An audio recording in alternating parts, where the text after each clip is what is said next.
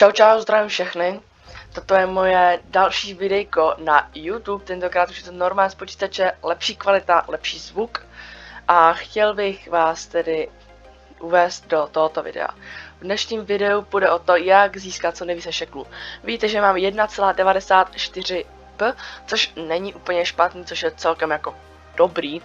Není to tak hrozný, ale v dnešním videu bych chtěl získat mnohem více shekels.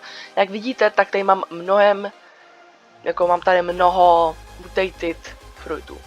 A já vám řeknu jak na to. Aby jste získali co nejvíce shekels, tak potřebujete takhle všechny se sbírat. Takhle to všechno se sbíráte. A čím víc prostě ty mutace dělají hodně, třeba Electric mutace dává cca krát 70. A vy když máte třeba fruit, který stojí 70 000 a vynásobíte ho ještě 70, tak ten fruit má pak hodnotu několik milionů. A 70 000, co jsem hodně ubral, to ten fruit má třeba hodnotu třeba pak přes milion, když má nějakých 50-60 kg. Takže pak má třeba 70 milionů. Tak, teďka všechno pozbírám a důležitý ještě vám řeknu, co je, jo. Tak jo, jak vidíte, tak tady mám teďka Daily Deal 915 milionů, ale mám tu ještě jeden crop a to je to můj nejlepší a to je Hypnobloom. Ten teďka odejdu. Teďka to kliknu znova, kouknu se a mám tady 1,4p. Ale jak tady vidíte, tak nejsou všechny fruity nějakých 30 kg. Takže já si tady vzal jedničku a tady vidím, co chci vyházet. Tady to třeba nevyhodím, protože to je tady 140, a tady vidíte, co má 10 a 11 kg. Teď to všechno, že jo, takhle vyhážu, tak, abych tady mohl mít co nejlepší. Tak jsem vyházel a teď třeba zbytky vidíte. Teď půjdu a teď si zbytky pozbírám. A nebo teď můžu jít opět do Garden a můžu tady pozbírat třeba Starfruity. Tyhle ty velký, ty budou mít taky obrovskou hodnotu, extrémně moc shekels mi budou dávat.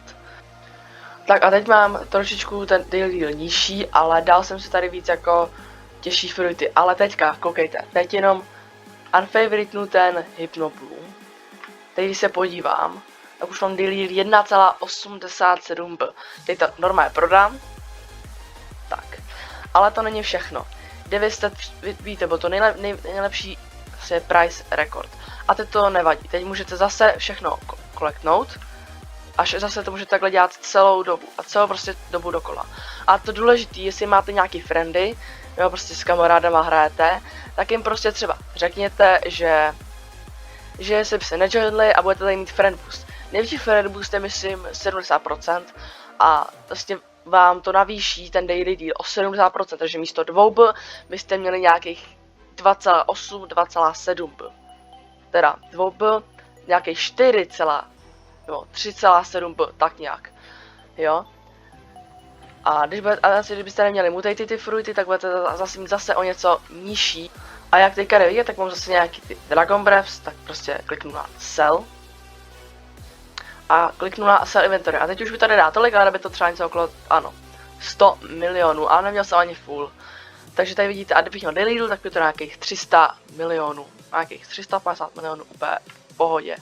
Jo, a tady vlastně takhle dokola furt jenom claimujete ty fruity a necháte přes to zavkovat a máte nějaký B zase, jako, chápete, má zase nějaký B.